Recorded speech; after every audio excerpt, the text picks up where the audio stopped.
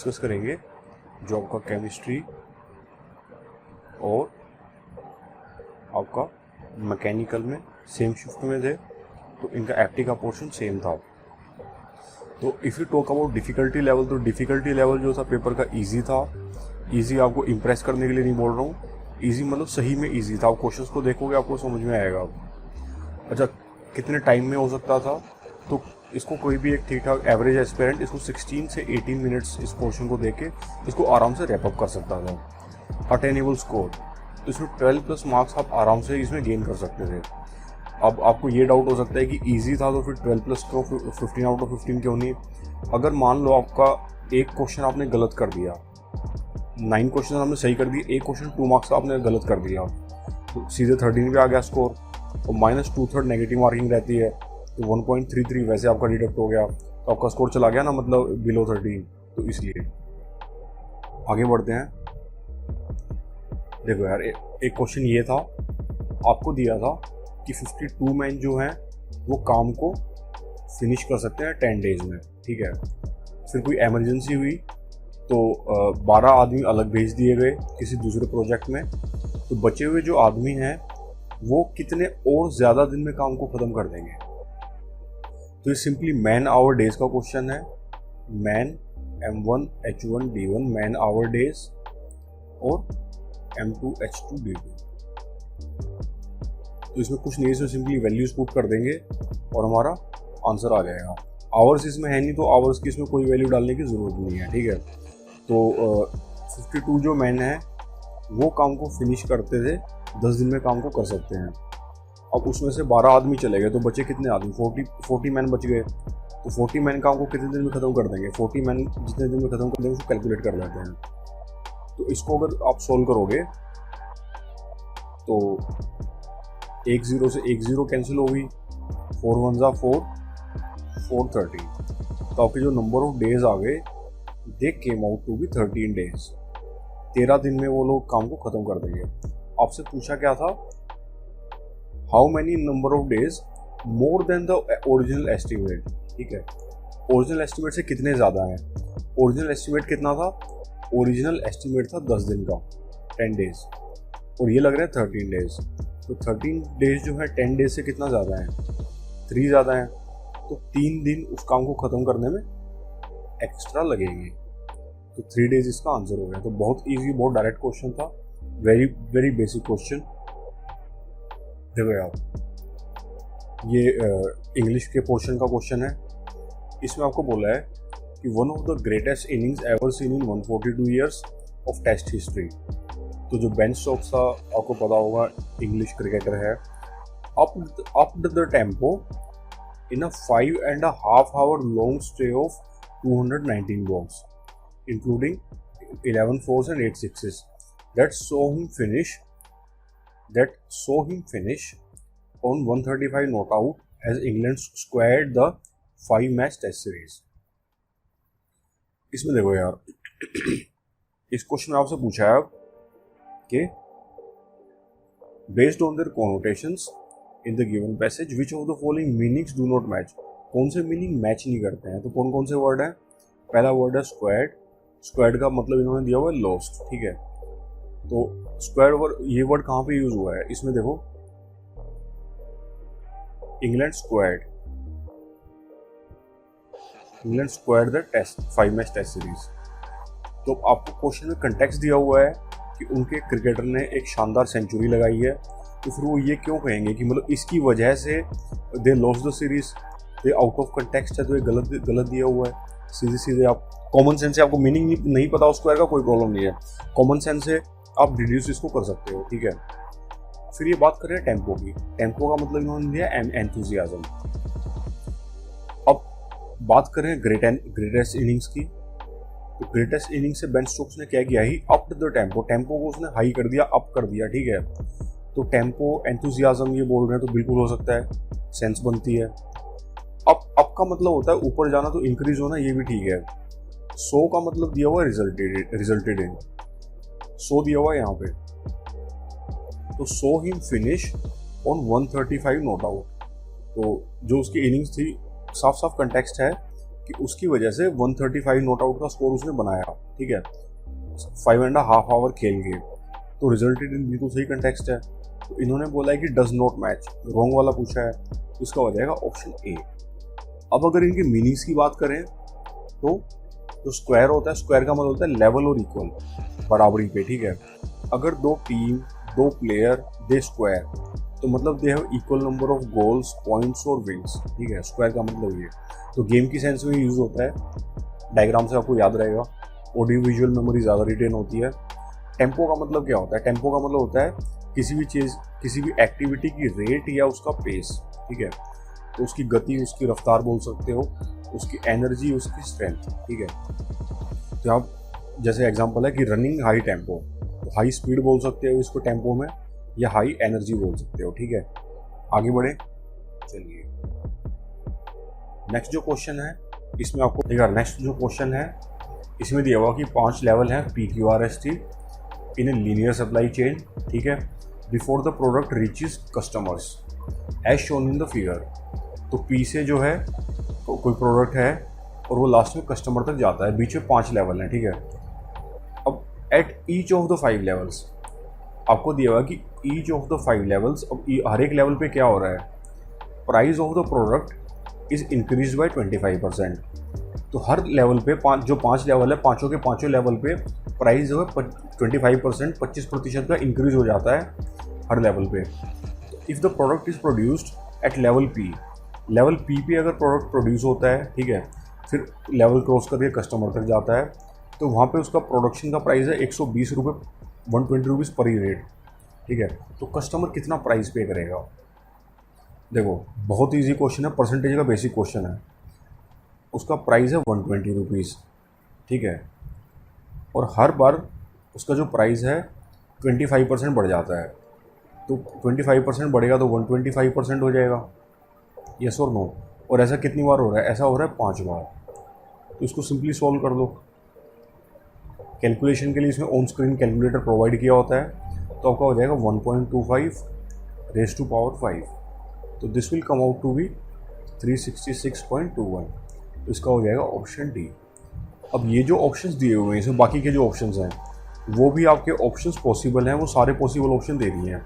अगर आप मान लो बीच में आपको दिख रहा है कि इनके बीच में 1 2 3 4 लोग हैं, और आप गलती से आप इसको 5 की जगह आप 4 ले लेते हो, ठीक है। 5 की जगह अगर आप 4 ले लेते हो तो इसमें आंसर 234 आएगा।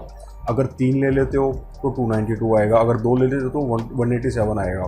तो पॉसिबल रॉन्ग आंसर्स भी गेट में एग्जाम्स में ये लोग डाल देते हैं, लेकिन आंसर इसमें क्योंकि क्लियरली दिया हुआ था कि at each of the 5 levels, तो the answer will be 366.21 without any doubt. चलिए नेक्स्ट जो क्वेश्चन है, अगेन इंग्लिश का क्वेश्चन है। इसमें आपको दिया हुआ है द रीसेंट मेजर्स, ठीक है, recent measures to improve the output. Output को इम्प्रूव करने के लिए जो मेजर्स लिए हैं उनसे कुछ हो रहा है, वो फिल इन द, वो ब्लैंक की फॉर्म में दिया हुआ है। The level of production to our satisfaction. तो एक बार ना आप इसके कंटेक्स्ट को देखो, आपको पिक्चर क्लियर हो जाएगी। कंटेक्स्ट की अगर बात करें, इसमें आपको दिया है कि जो मेजर्स लिए गए हैं आउटपुट को इम्प्रूव करने के लिए, उनसे जो है लेवल ऑफ प्रोडक्शन डैश हो जाएगा हमारी सेटिस्फैक्शन तक। तो जो देखो ऑप्शंस पे जाओ, इंक्रीज, तो मेजर से आप आउटपुट को इम्प्रूव कर रहे हो, तो इंक्रीज हो सकता है, बिल्कुल हो सकता है। डिक्रीज तो नहीं होगा, डिक्रीज यहाँ पे ऑपोजिट है। इक्वलाइज क्यों होगा? देखो इम्प्रूव कर रहे हो तो प्रोडक्शन बढ़ना चाहिए, तो इसलिए यहाँ पे इक्वलाइज को काट देंगे। और नेक्स्ट है कि उससे बढ़ेगा तो स्पीड भी लिख सकते हैं। देखो अगर यहाँ पे होता स्पीड अप, तो ये ऑप्शन हो जाता सही, क्योंकि ये स्पीड का यूजेज है, स्पीड के साथ अप आता है, तो यहाँ पे स्पीड इसलिए गलत है ये। तो इसमें ऑप्शन ए इंक्रीज हो जाएगा। सिंपल सा था 1 मार्क में क्वेश्चन। जो नेक्स्ट क्वेश्चन था, एन इंजीनियर मेजर्स 3 क्वांटिटीज, ठीक है, X Y and Z in an experiment. तो she finds the follow relationship that is represented in the figure below. The product of X and Y linearly varies with Z. मतलब कि जो x Y का जो product है कि x into why it varies linearly with Z. Linearly, ठीक है, मतलब डायरेक्टली प्रोपोर्शनल है। तो आपसे बोला कौन सी स्टेटमेंट इसमें फॉल्स है, कौन सी स्टेटमेंट फॉल्स है। अब for fixed X Z is proportional to Y, अगर एक्स को फिक्स कर देते हैं, अगर एक्स को फिक्स कर देते हैं इसको, तो वाई जो है, एक्स को आपने फिक्स कर दिया, ठीक है, तो जो वाई है वो तो जेड से डायरेक्टली प्रोपोर्शनल है ही ना, तो ये ऑप्शन बिल्कुल सही है। ऐसे में अगर वाई को हम फिक्स कर देते हैं तो जो जेड है, एक्स है, वो जेड के डायरेक्टली प्रोपोर्शनल होगा, तो ये भी सही है। फिर आपको दिया हुआ कि X upon X into Y upon Z is constant. देखो इसको एक एग्जांपल से समझो आप। जैसे आपको कोई ग्राफ दिया हुआ है टाइम वर्सेस डिस्टेंस का, ठीक है, ये ग्राफ है आपका। तो टाइम डिस्टेंस ग्राफ से हमें क्या मिलता है, टाइम डिस्टेंस ग्राफ से हमें मिलती है स्पीड। तो स्पीड हमारी क्या होगी, स्पीड हो जाएगी डिस्टेंस अपॉन टाइम। तो डिस्टेंस मान लो इतना है, तो ये हो जाएगा हमारा डिस्टेंस, ठीक है, डिस्टेंस की वैल्यू आ जाएगी। तो टाइम जो है अगर ग्राफ से कोरिलेट करें तो ये हमारा डिस्टेंस हो जाएगा, सॉरी टाइम हो जाएगा। तो टाइम की वैल्यू डाल देंगे तो हमारी जो स्पीड आ गई इसको कैलकुलेट करके आ गई, तो कुछ फिक्स वैल्यू हमारी आ जाएगी। तो in the same way X into Y upon Z कुछ कैलकुलेट करें, कुछ कॉन्स्टेंट हमारी वैल्यू आ जाएगी। तो ठीक है, बिल्कुल सही है, इसमें प्रॉब्लम क्या है। नेक्स्ट है फॉर फिक्स्ड जेड, हमें दिया हुआ है कि एक्स इंटू वाई ये प्रोपोर्शनल है जेड से। जेड को अगर फिक्स कर देते हैं तो जो एक्स और वाई हैं, अगर मान लो आप एक्स को इधर लेके आते हो तो अपॉन में डिनोमिनेटर में आ जाएगा। अब इन दोनों का जो रिलेशन है ये इन्वर्सली प्रोपोर्शनल है, सॉरी ये है इन्वर्सली प्रोपोर्शनल 1 अपॉन एक्स, और आपको दिया हुआ है प्रोपोर्शनल। जब आपको सिंपली प्रोपोर्शनल लिखा हो तो उसका मतलब होता है डायरेक्टली प्रोपोर्शनल, तो ये आपका गलत हो जाएगा। आप समझ पा रहे हैं, दिस विल बी रॉन्ग। तो इन्होंने पूछा है गलत कौन सा है, तो ऑप्शन डी हो जाएगा गलत। नेक्स्ट है डीआई का क्वेश्चन है, ठीक है। डीआई में सिंपल परसेंटेज इन्होंने पूछी है, क्यों, क्योंकि आपको 2 पाई चार्ट दिए हुए हैं, ठीक है, 2 पाई चार्ट दिए हुए हैं। पहले वाले में क्या दिया हुआ है, percentage of students in different streams in A university, ठीक है। सेकंड में percentage of girls in different streams. तो आपको दिया है कि यूनिवर्सिटी में जो टोटल स्टूडेंट्स हैं वो 5000 हैं, तो जो टोटल स्टूडेंट्स हैं 5000 और जो गर्ल्स हैं वो 1500 हैं। तो ये गर्ल्स जो हैं दे आर 1500। आपसे पूछा गया है, आपसे रेशो पूछा है। रेशो किस चीज़ का पूछा है, बॉयज़ इन आर्ट्स और गर्ल्स इन मैनेजमेंट। तो सिंपली इनकी जो नंबर है वो कैलकुलेट करके आप रेशो निकाल लो। आपसे पूछा है boys in arts and girls in management. तो बॉयज़ इन आर्ट्स जो टोटल स्टूडेंट्स हैं आर्ट्स के, उसमें से गर्ल्स को सब्ट्रैक्ट कर दो। तो टोटल स्टूडेंट्स कितने हैं आर्ट्स में, आर्ट्स में है 20% स्टूडेंट्स। तो जो 5000 है उसका 10% होगा 500 और उसका डबल हो जाएगा 20%, दैट इज़ 1000। तो 1000 है टोटल स्टूडेंट्स, हमें चाहिए सिर्फ बॉयज़, उसमें से गर्ल्स की संख्या घटा देंगे। अब गर्ल्स हैं, टोटल गर्ल्स 1500 है, उसमें से आर्ट्स में कितनी है 30%। 1500 का 10% 150 और 150 का 3 गुना यानी 30%, this will come out to be 450। तो माइनस 450 कर दोगे तो टोटल माइनस गर्ल्स 550 आपके बॉयज़ हो जाएंगे आर्ट्स में। और फिर ये था गर्ल्स इन मैनेजमेंट कितना था, मैनेजमेंट में 15% गर्ल्स, ठीक है। तो 1500 का 15% कितना होगा, 1500 का 10% होगा 150 और 5% होगा 75। तो this came out to be 225। तो ये हो गया 225। अब इसको अगर सिंप्लीफाई करो, 5 से काटो तो 110 और 5 4 ज़ा 20, 5 5 ज़ा 25। Again you can cut it by 5, 5 9 ज़ा 45, 5 2 ज़ा 10 और 5 2 ज़ा 20। तो 22:9 ऑप्शन बी हो जाएगा आपका, ठीक है। तो परसेंटेज का बहुत बेसिक क्वेश्चन था। नेक्स्ट आपसे पूछा है कि मिसिंग, क्वेश्चन में आपको दिया है कि मिसिंग एलिमेंट बताना है आपको, मतलब मिसिंग एलिमेंट बताना है। तो इसको आप एक बार ऑब्जर्व करो, तो this is 5 and this is 9, तो ना तो एक दूसरे के मल्टीपल है ये, ठीक है, ना कोई स्क्वायर या क्यूब्स हैं, और बीच में दिया हुआ है n। तो 5 और 9 में अगर हम डिफरेंस देखें तो 5 और 5 प्लस 4 9 होता है। तो अब अगर n हमारा 4 है तो एक बार इसको वेरीफाई करो, ये this is t and this is x। तो अल्फ़ाबेट्स में इनकी पोजीशन क्या होती है, PQRS T U V W X, ठीक है। तो T के बाद जो फोर्थ अल्फ़ाबेट है वो X है, यानी T प्लस अगर 4 करें तो हमारा X आ जाएगा। तो n इक्वल टू 4 ये जस्टिफाइड है, n 4 हो जाएगा। तो आपको बोला है कि ये h है। अब या तो h प्लस 4 होगा ये, या तो हो जाएगा h प्लस 4 या हो जाएगा h माइनस 4, दोनों हो सकता है। तो h में अगर 4 ऐड करोगे तो देखो H I J K L, तो फोर्थ होता है L, तो सिंपली आपका ये आ जाएगा। और अगर इसमें से 4 सब्ट्रैक्ट करोगे -4, तो D E F G H, तो D हो जाएगा। इसका हो जाएगा ऑप्शन A D। तो सिंपल क्वेश्चन था। नेक्स्ट है while I agree dash his proposal this time, I do not often agree dash him। 2 bar agree दिया हुआ है और उसके आगे 2 फिल इन द ब्लैंक्स हैं। तो अग्री का इन्होंने यूजेज पूछ लिया है, ठीक है, ये यूजेज का क्वेश्चन है। तो इसमें अगर देखें तो अग्री का यूज़ क्या होता है, देखो अगर आप किसी पर्सन से एग्री हो रहे हो तो वो होता है अग्री विद।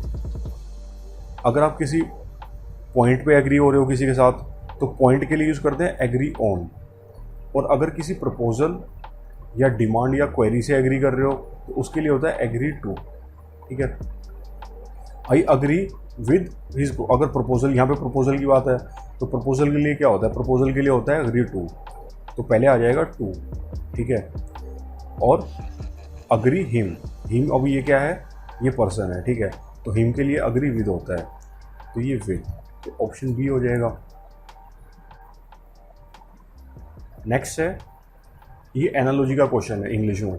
तो वाइट से हुआ है वाइटनिंग, तो लाइट से क्या होगा, तो वाइट, इसको सिंपली देखो, अगर वाइट से वाइटनिंग है, ठीक है, तो लाइट से लाइटनिंग हो जाएगा सिंपल। क्यों, क्योंकि देखो वाइटनिंग मीन्स टू वाइटन, ठीक है। तो लाइटनिंग का क्या होता है, लाइटनिंग का मतलब हो जाएगा टू लाइटन, टू मेक और बिकम लेस डार्क, तो आपका इसका लाइटनिंग हो जाएगा, ठीक है। अब यहाँ पे देखो, यहाँ पे लाइटनिंग भी दिया हुआ है। ये वाला जो लाइटनिंग है इसका मतलब अलग होता है, ठीक है। इसका मतलब होता है जो बारिश के टाइम पे जो आसमान में जो मतलब बिजली कड़कती है ना, उसको लाइटनिंग बोलते हैं। तो bright flash of light during a thunderstorm, तो इसलिए ये वाला नहीं होगा। जैसे वाइट से वाइटन, तो लाइट से लाइटन, तो इसमें आपको स्पेलिंग में भी कोई इशू नहीं होगा। अब ये क्वेश्चन जो है हमेशा रहता है, ये 2 मार्कर क्वेश्चन होता है, 2 मार्कर क्वेश्चन होता है, और ये वर्बल रीजनिंग का क्वेश्चन है। ये गेट का कोई भी पेपर उठा के देख लो, उसमें आपको 2 मार्क्स में हमेशा मिलेगा। ये वर्बल रीजनिंग क्वेश्चन है ये। अब इसमें क्या दिया हुआ है आपको, इसमें आपको 3-4 लाइन दी होती हैं, छोटा सा पैसेज या फिर छोटा सा पैसेज दिया होता है, एंड बेस्ड ऑन दैट आपसे एक मतलब वर्बल रीजनिंग करवा लेंगे थोड़ी, या तो इन्फेरेंस का क्वेश्चन पूछ लेंगे। तो इसमें दिया हुआ है कि climate change and resilience deal with 2 aspects, reduction of sources of non renewable energy resources and reducing vulnerability of climate change aspects, full stop. The terms mitigation and adaptation are used to refer to these aspect respectively. अब respectively का मतलब क्या है, respectively का मतलब है कि जो पहला वर्ड है वो पहले के लिए है, ठीक है, reduction of sources of non renewable energy, और जो बाद वाला वर्ड है वो बाद वाले के लिए है, reducing vulnerability of climate change aspects. As simple as that. आपसे पूछा है कि इस असर्शन, ये जो लाइन दी है इसके बेस पे जो 4 ऑप्शन है उसमें से कौन सा करेक्ट होगा। तो ऑप्शन ए है mitigation deals with actions taken to reduce the use of fossil fuels. अब मिटिगेशन के लिए क्या था, ये मिटिगेशन के लिए था, ठीक है, और ये था अडेप्टेशन के लिए, अडेप्टेशन। तो reduction of sources of non renewable energy, जो फॉसिल फ्यूल्स हैं, reduce the use of fossil fuels.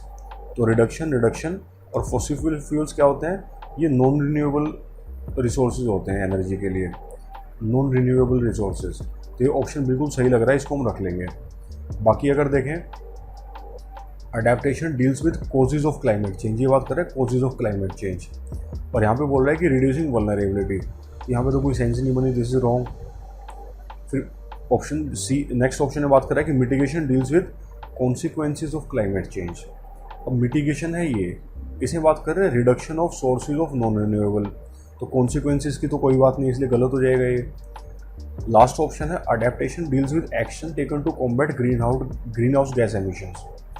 अब adaptation simply reducing vulnerability of climate change aspects है, और यहाँ पे बोल रहे हैं कि एक्शंस हैं और टू कॉम्बैट कुछ गैस एमिशंस हैं, तो ये भी इररेलेवेंट है, तो सीधे सीधे ऑप्शन ए हो जाएगा आपका। चलिए, थैंक्स फॉर वॉचिंग। वीडियो कैसा लगा कमेंट करके ज़रूर बताएं। Thank you.